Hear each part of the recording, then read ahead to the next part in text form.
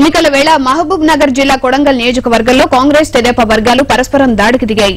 ఈ ఘర్షణలో కొడంగల్ తెదేపా అభ్యర్థి రేవంత్ రెడ్డికి గాయాలయ్యాయి.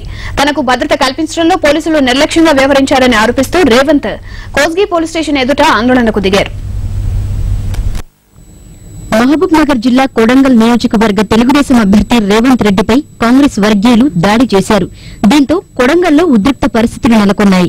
నిన్న కొడంగల్లో తెదేపా కార్యకర్తలపై దాడి జరిగిన నేపథ్యంలో వారిని పరామర్శించి వస్తున్న రేవంత్ రెడ్డిపై MLA Gurunath Reddy, ZP vice chairman Krishna అనుచరులు దాడికి పాల్పడ్డారు. ఈ దాడిలో రేవంత్ వాహనం ధ్వంసం కాగా ఆయనకు తీవ్ర గాయాలయ్యాయి. వెంటనే అప్రమత్తమైన రేవంత్ భద్రతా సిబ్బంది కాల్పులు జరపడంతో దుండగులు పారిపోయారు. ఎన్నికల్లో ఓడిపోతామనే భయంతోనే గురునాథ్ రెడ్డి అనుచరులు దాడి చేశారని రేవంత్ ఆరోపించారు.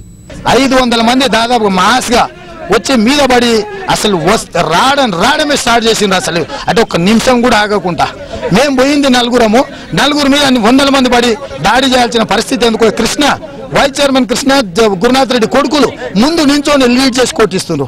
ఇంత చేసి పోలీసులు మేము కంప్లైంట్ చేస్తూ వచ్చి మమ్మల్ని మా చుట్టూతా ఒక 5-6 మంది పోలీసులను పెట్టి దాదాపు 50-60 మంది కృష్ణ ఇంట్లో ఉన్న గురునాథ్ రెడ్డి కొడుకులను కృష్ణని అందరినీ సెక్యూరిటీ ఇచ్చి పోలీసు మొత్తం ఇచ్చేసి వెహికల్ ఎక్కించి వాళ్ళు తీసుకొని పోయినరు. మేము అరెస్ట్ చేయాలని మీ ఇంటి చుట్టూతో మేముంటే పోలీస్ సెక్యూరిటీ ఇచ్చి వాళ్ళని అక్కడి నుంచి రప్పించిన పోలీసు వాళ్ళు.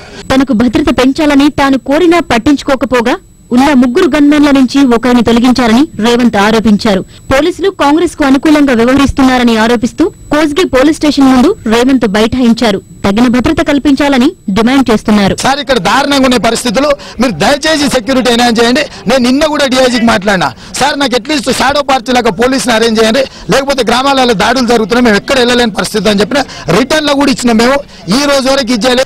ఎలక్షన్ టైంలో పోలీస్ స్టేషన్ తాళం వేసి పెట్టిండ్రు అంటే ఇంకేంటండి ఇది? ఏం ప్రజాస్వామ్యం? ఎవరికి చెప్పుకోవాలో? మేము ఎస్పీని వెంటనే సస్పెండ్ చేయాలని, అదేవిధంగా తనకు మరింత సెక్యూరిటీ కల్పించి కొడంగల్ నియోజకవర్గంలో శాంతియుతంగా పోలింగ్ జరిగేందుకు పోలీసులు సహకరించాలని డిమాండ్ చేస్తూ కోస్గి పోలీస్ స్టేషన్లో గడిచిన 2 గంటలుగా రేవంత్ రెడ్డి ఆయన అనుచరులు ఆందోళన చేస్తున్నారు. దీంతో ఈ కొడంగల్ నియోజకవర్గంలో పరిస్థితి తీవ్ర ఉద్రిక్తంగా మారింది. వి నారాయణప్ప, ఈటీవీ న్యూస్, మహబూబ్ నగర్.